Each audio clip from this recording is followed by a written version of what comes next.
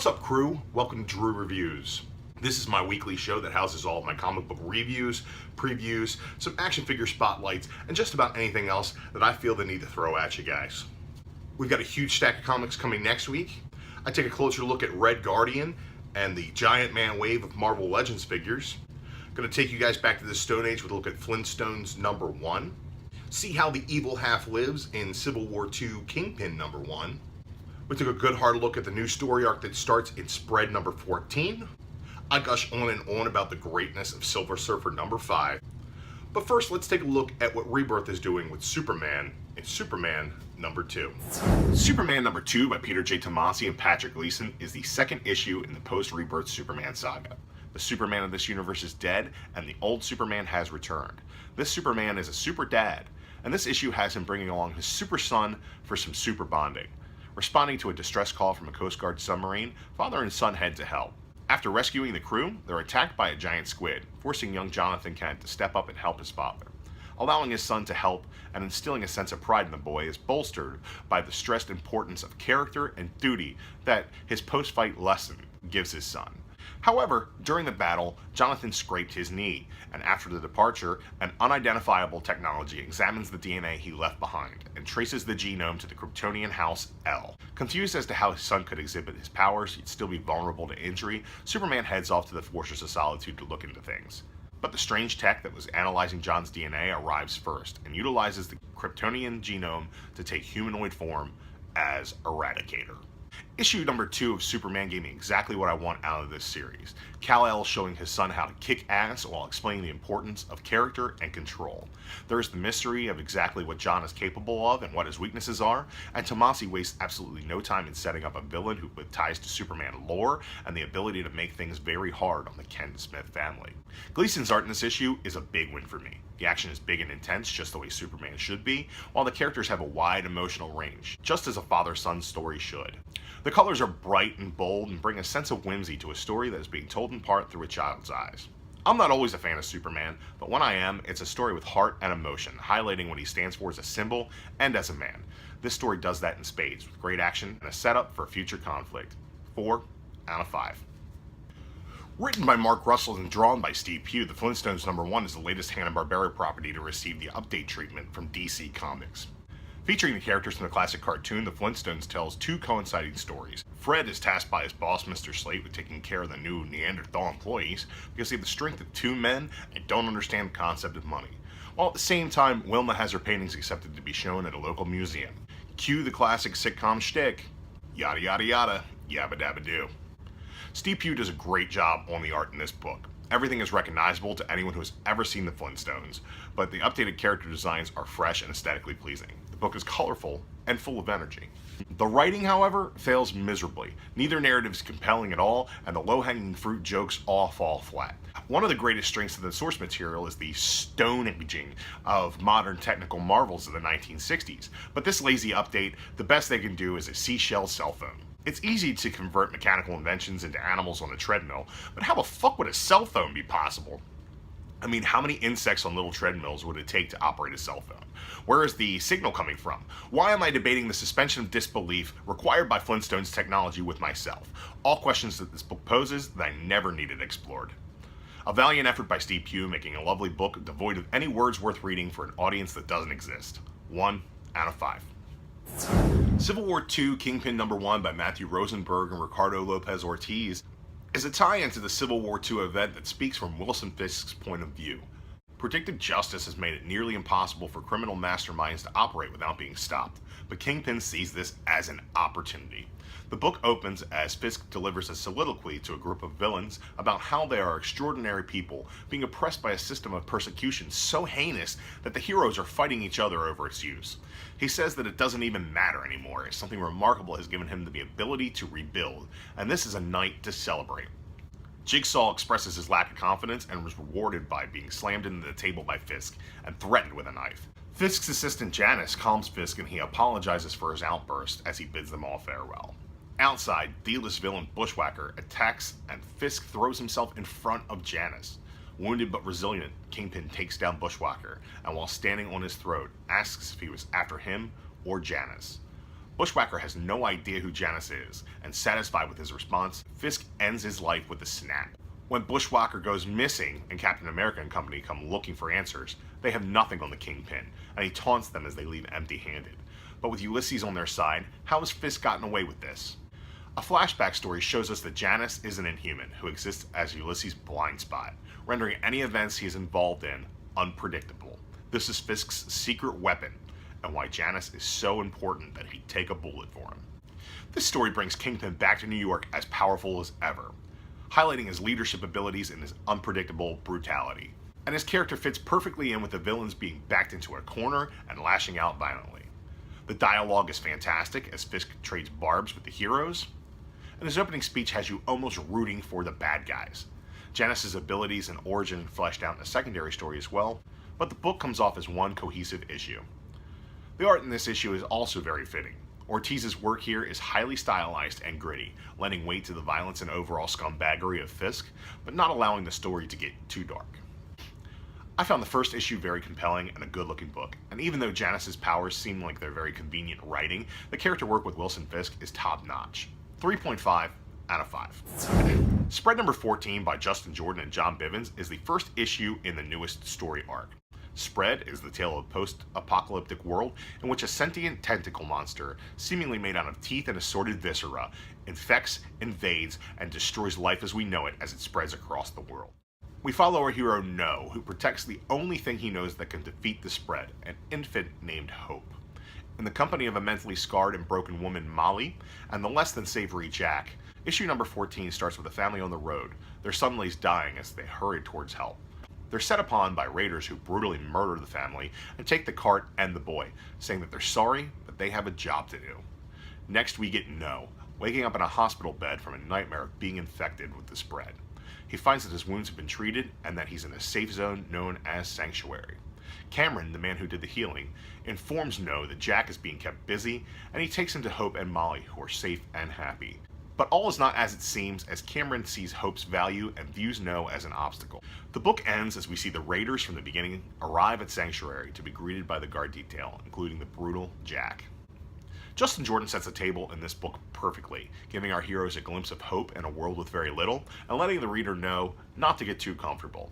The introduction of the Cameron character is solid, as he comes off like an ally to No, yet is clearly going to be motivated by self-preservation. And that more complex dynamic could prove to be interesting moving forward. Jordan promises that things are going to get crazier quick, and I'm on board. Art duties on this issue have been given to John Bivens. I enjoyed his work, and his style fully suits Spread. He will be drawing this arc in place of co-creator Kyle Strom, whose beautiful work is still on the cover. The character designs are consistent with the ongoing series, and I was just as immersed in the story. This issue was exposition heavy, but the little action we did get was brutal and ultra-violent. His take on No spread infection nightmare was visceral and disturbing, and the establishing panels for Sanctuary give a grounded sense of setting. Issue 14 is a great start to the next arc, and after 2 flashback issues in a row, it feels good to have this story moving forward again. The art is on point, the players are in place, and issue 15 can't come soon enough. 4.5 out of 5. Written by Dan Slott and drawn by Mike Allred, Silver Surfer number 5 continues the adventures of the Silver Surfer and his human companion, Dawn Greenwood. Norrin Radd chose to be the herald of the World Eater Galactus in order to save his homeworld of Zenn-La. Possessing the power cosmic, he eventually frees himself from Galactus' control to soar through the cosmos in the name of heroic justice. Recently, when the Earth was under attack by Zenn-La, the Surfer sacrificed the culture of his people to save the Earth. Issue 5 starts as the Surfer and Dawn receive celebrity treatment wherever they go, but they quickly tire of all the attention and they return to Dawn's home. With the excitement dying down, Norrin begins to realize that without his Zenn-Lavian culture, he is a man without a nation. Without a past and without a purpose, Norrin seeks to discover how to remedy his position.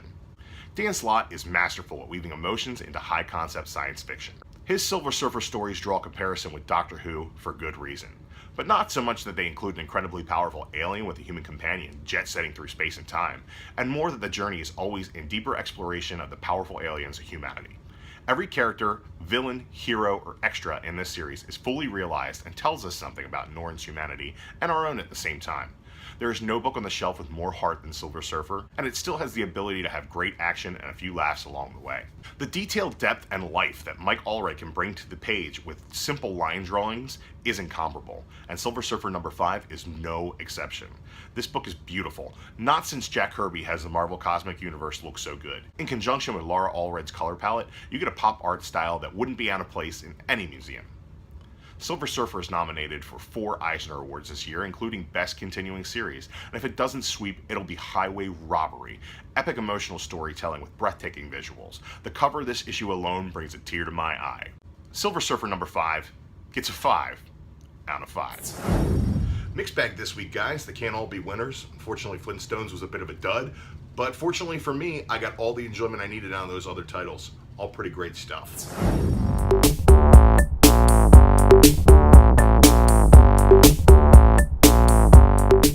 Hey guys, Drew Manchu back at you again with another action figure review. Here we have the Captain America Civil War Wave 1 with Red Guardian. Those of you not familiar with Red Guardian, he is a Russian version of Captain America, basically Captain Russia. See, he's got his red outfit, his red shield, and his white star. He's also got this awesome white fin on his head. A little bit of a mohawk looking look there. I'm loving the packaging on these Marvel Legends figures because you can slide them right out. Let's go ahead and take this guy out and get a better look at him. Red Guardian on the side of the box there. The cap shield right there for you. Mirror image on the back. And a nice little shot of Red Guardian there, along with the rest of the wave.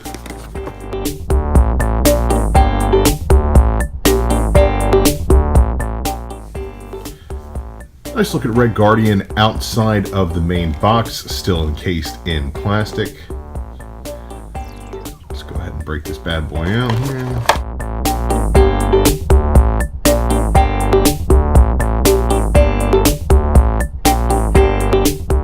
Red Guardian comes with the shield here. You can see it's the exact same shield as the new Captain America figures.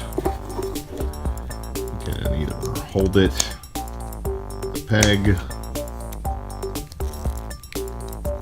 or you can get a little wrist clip-on action as well.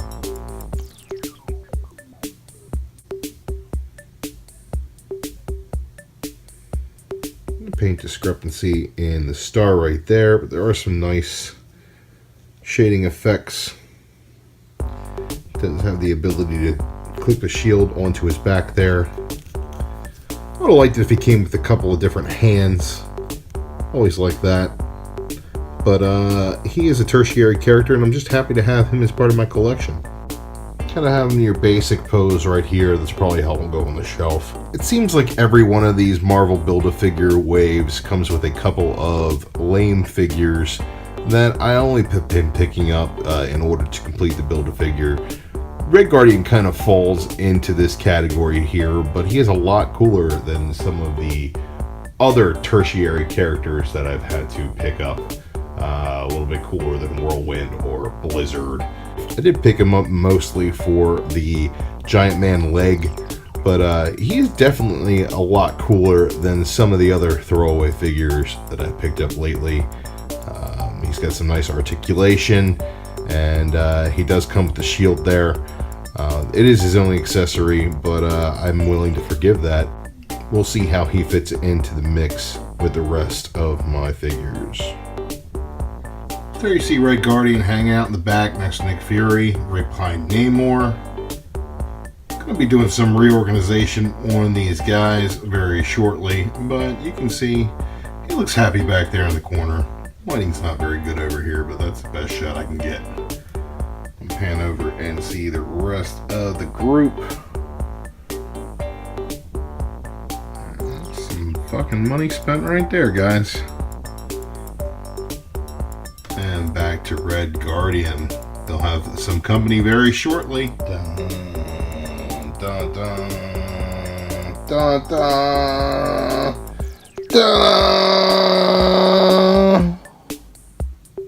Yeah, that's right. I built my Giant Man Build-A-Figure. and he's freaking sweet. Check out the insane detail and the texture of his costume here. All the way down the legs. That sculpt is amazing. The paint apps on this are fantastic. And if you can see in there, there's actually a sculpt inside through the plexiglass visor. Translucent glass on the visor, you can see the eyeball sculpt. This is fantastic. Let's see how he looks on the shelf. There's Giant Man there, standing in the back. I know you guys are thinking I got Red Guardian, but I was still missing Black Panther. There he is right there next to Ant-Man, looking awesome in all his glory. I did shoot a review, but it did not turn out well, so unfortunately that is lost to the ages.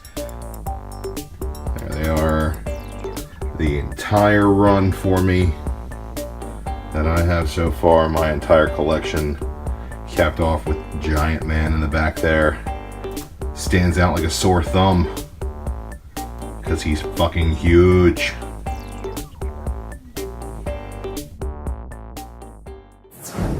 Let's take a look into the future and see what's coming out next week. Every Wednesday, new comic books drop in stores. But what are you gonna buy? I'm here to let you know what I'm looking forward to. Guys, DC Rebirth is in full swing once again this week. We got a lot of brand new titles coming our way. We're getting new Superman #1. We're getting Action Comics number 959. We're getting Detective Comics number 936. Flash number 2. Wonder Woman number 2. And the title I'm looking forward to the most, Nightwing Rebirth #1. Excited to see Dick Grayson back under the mask, representing the Bat family. DC might have Rebirth, but Marvel has Civil War II, a giant event going on this summer with a ton of books related to that story dropping this week. First of all, we're getting Civil War II issue number 3. The main story continues this week. We're also getting several different tie-ins. Choosing Sides issue number 2. Civil War II Amazing Spider-Man issue number 2. Civil War II Gods of War issue number 2. New Avengers number 13. Power Man and Iron Fist number 6. Deadpool number 15. And Agents of S.H.I.E.L.D. number 7. Beyond Civil War, Marvel's got a lot going on with the Guardians of the Galaxy. This week brings us Guardians of the Galaxy number 10. And Scotty Young's fabulous Rocket and Groot series continues with number 7 this week. The X-Men are represented this week in 2 different titles, Old Man Logan number 8, and the conclusion of the all-new X-Men's Apocalypse Wars story in all-new X-Men number 11. Silk number 10 finally brings Cindy Moon face-to-face with the Black Cat. Daredevil number 9 sees Matt Murdock teaming up with Spider-Man. Gwenpool number 4 continues her zany antics, and we're getting more of Tom King's best work to date with The Vision number 9. There are a few great independent titles dropping as well. Oni Press's fantastic Rick and Morty series is branching out with his first mini-series starring Mr. Poopy Butthole and Summer in Little Poopy Superstar. Also this week we're getting the 2nd issue in the fabulous crossover between Lumberjanes and Gotham Academy. Now guys, I don't normally recommend reprints or reissues for you guys, but this week there are 2 fantastic books coming to the Image First line. Image Comics has a fantastic business plan for their trade paperbacks, and normally every volume 1 is only $10. Maybe you don't know if you like a series enough to drop $10 on the first volume. Image First is a fantastic way to test the waters. We're getting 2 great titles for only $1 this week. I Hate Fairyland number 1 is a fantastic romp through the imagination of Scotty Young. It's cute, adorable, and totally fucking twisted, and you need to be reading this series. Pick it up for only $1 this week. Also for only $1 is Brian K. Vaughan's Paper Girls. This series is really gripping and engaging. And if you liked Y the Last Man, if you like Saga, then you know you like Brian K. Vaughan, and he's your guy. Do yourself a favor and invest $1 in the Paper Girls series. You won't regret it. Next week's gonna be a great week for comics, guys. You got DC Rebirth, Marvel Civil War II, and Image giving you entry into some of their greatest stories for only $1. Can't beat that. Folks, that's a wrap on episode 3 of DRU Reviews. Hopefully you gained some insight into the comic books that I looked at today. Hopefully you're jealous of the awesome toys that I have that you don't. And hopefully you learned something about what's coming out next week that has you excited. Don't forget to hit that thumbs up button down below if you liked the video. Click that subscribe button, you won't miss any of my content moving forward. Follow me on Twitter and Instagram if you want to connect with me directly. And again, thank you for watching.